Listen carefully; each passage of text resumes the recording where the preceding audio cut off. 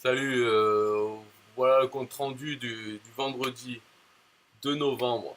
Normalement, le vendredi, c'est avec le PDG Eric Salgado. Mais comme hier, enfin comme le jeudi, c'était pas le programme normal parce que enfin, la fille, la Shelly et lui, ils sont en Allemagne pour le conférence à Everest, conférence sur Bull de Roll à Nuremberg. Donc là, cette session à la place c'était Gustavo Held. On va le voir bouger. So the admins are people you can trust. Voilà. Really, even though they aren't certified sponsors, but they gotta be active and helpful in the groups as well. Become an admin in one of them. Voilà, c'est lui. C'est un du support client. C'est, on va dire, le chef du support client. Et dans cette session, il nous disait euh, un peu toutes les principales raisons pour lesquelles les gens contactent le support client. Quels sont leurs principaux problèmes dans Bulle de Rôle. Alors voilà, bon. Je pense que je vais pas expliquer chaque truc qu'on a vu. Euh, Ça donne une idée. Bon, surtout, bien sûr, comme on peut s'y attendre, c'est le problème avec Mailing Boss. Souvent, ça revient. C'est qu'ils ont des problèmes avec. Alors, il y a ça. Il y a aussi le fait de lier les images et vidéos externes. En fait, c'est parce que les gens ne savent pas où mettre leurs grosses vidéos, où l'héberger, si c'est pas sur YouTube, quoi, ou le mettre dans Bulle de Roll. Et en fait, dans Bulle de Roll, il y a 10 gigas d'espace, mais c'est pas pour les vidéos. Enfin, si c'est les vidéos de formation, il faut les mettre dans l'outil de e-learning. Ici, là-dedans, en e-learning, pour héberger ces formations, on a un espace illimité pour héberger ces vidéos, etc. Mais dans l'éditeur web, si on veut afficher sur une page, tout, là, il faut utiliser YouTube. Ou bien si on veut utiliser une vidéo hébergée, il faut l'héberger ailleurs. Et alors, il y a plein de services. Là, il y en a un de services qui est, enfin, dont ils font la pub. En fait, c'est pour dire qu'il existe. C'est Cloudinary. Voilà, Cloudinary il donne aussi 10 gigas, je sais plus combien de gratuit. Et c'est pas mal pour enfin, ce qu'il y a de pas mal, c'est qu'en fait, il héberge la vidéo dans plusieurs formats. On envoie la vidéo, comme YouTube permet de générer plusieurs formats de vidéo. Et comme ça, quand on le lit, ça s'adapte à la vitesse d'Internet de celui qui regarde. Ça, c'est le principal problème.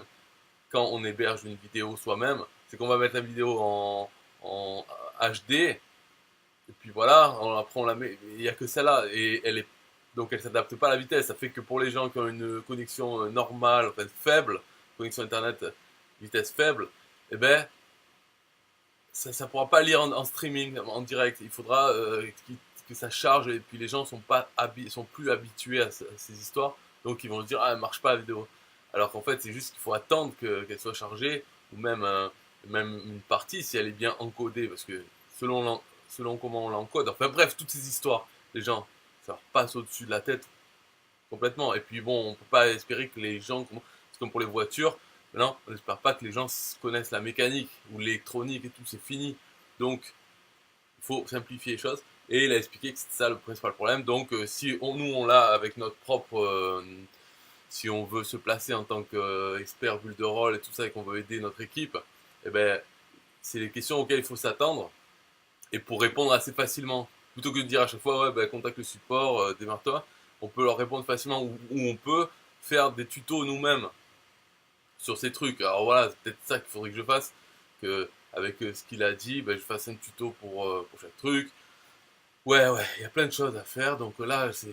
Bref, déjà, je rattrape le retard là, des vidéos de certification, parce que je vais les mettre sur un site. Préparer mon site, je vais faire un, et comme ça, il y aura les 3 mois. Donc je vais essayer de me tenir à faire une vidéo, mais bon voilà, la qualité ne sera pas terrible. Certification, je vais faire un site où je vais mettre mes vidéos de chaque jour. Donc voilà, alors c'est l'histoire des vidéos. Deuxième truc, c'était quoi? Ouais, avec Mailing Boss, l'autorépondeur bien sûr. puisque c'est quand même compliqué un autorépondeur. Et il y a souvent donc des demandes de comment connecter l'autorépondeur à son site. Quand on met une boîte de capture, un formulaire de capture, comment par exemple rajouter un champ, ou comment faire pour que quand on envoie le formulaire, hop, ça aille sur une page. Donc il a montré. Est-ce qu'il faut que je remontre? Je sais pas. Là, je me base, parce que je suis en train de le faire en live, je me base sur un peu les commentaires des gens. Et il n'y a personne qui commente. Donc, je me dis, même si dans le futur, vous regardez la vidéo comme ça, peut-être vous en foutez aussi. De toute façon, je dis le problème. Le problème, c'est ça, c'est qu'ils veulent savoir comment rediriger après avoir que l'utilisateur, après qu'il ait donné son email, comment le rediriger quelque part. Voilà le problème qu'ils ont les gens. Donc, maintenant, vous savez c'est quoi? C'est à vous de savoir. Si vous savez vous-même comment faire, ben voilà. Et c'est pas, il n'y a pas besoin que je vous montre non plus.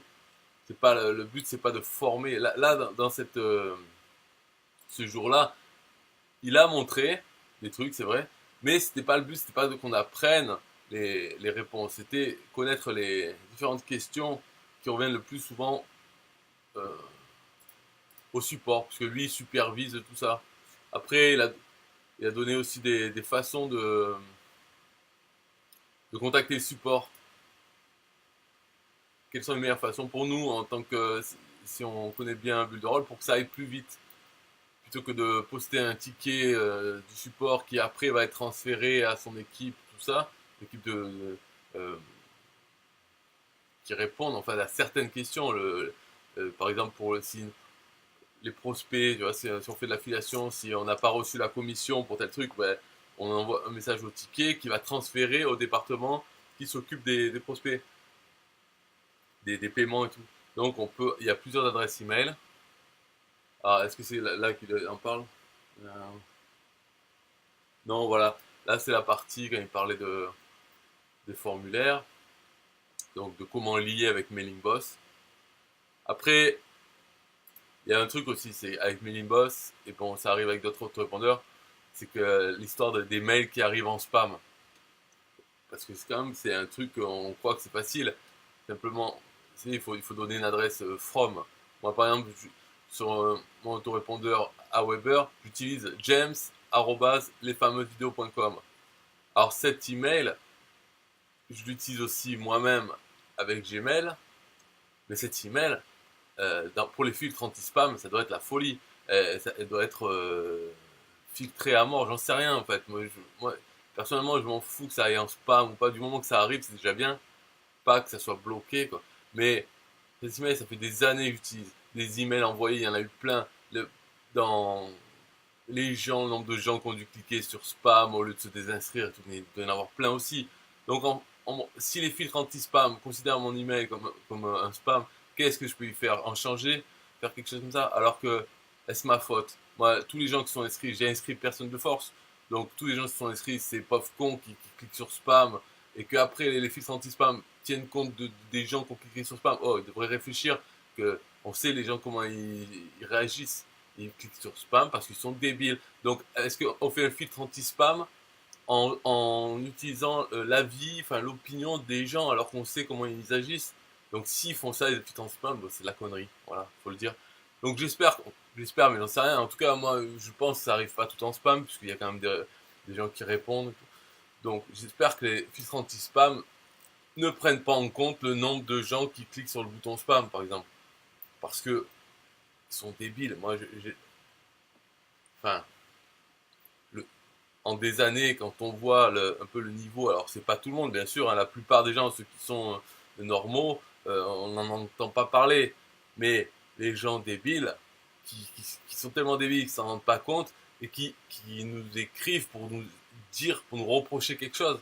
Par exemple, pour nous dire, oh, arrêtez de me spammer, sinon j'appelle les gendarmes, ou des trucs comme ça. Ils n'ont pas honte, parce que ils sont pas conscients d'être cons.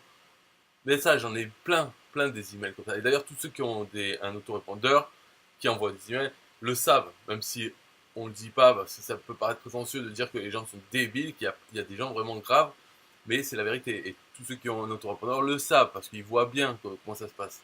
C'est-à-dire, les gens s'inscrivent voilà, d'eux-mêmes, hein, on les force pas, et après se plaignent de recevoir des emails, et comprennent rien, comprennent pas que c'est des emails automatiques par exemple. Ils ne se souviennent pas qu'ils ont donné leur email pour recevoir ça. Et c'est pas en mettant des boîtes à cocher, tout ça, que ça changera quoi que ce soit, même RGPD et tout, parce que le lien des inscriptions il est en bas de chaque email. Et il y a des gens qui écrivent pour dire oh, arrêtez de me spammer, tout ça, alors qu'il y a le lien, c'est marqué en clair. Enfin bref. Donc eux, ils sont quand même au support, ils sont exposés à ça, un peu à la bêtise. Encore, ils ont de la chance parce que voilà, c'est des clients, donc c'est des gens qui payent. Déjà, ça filtre beaucoup de clochards abrutis, quoi, comme nous on a sur les autorépondeurs où tout est gratuit et qui en plus se plaignent.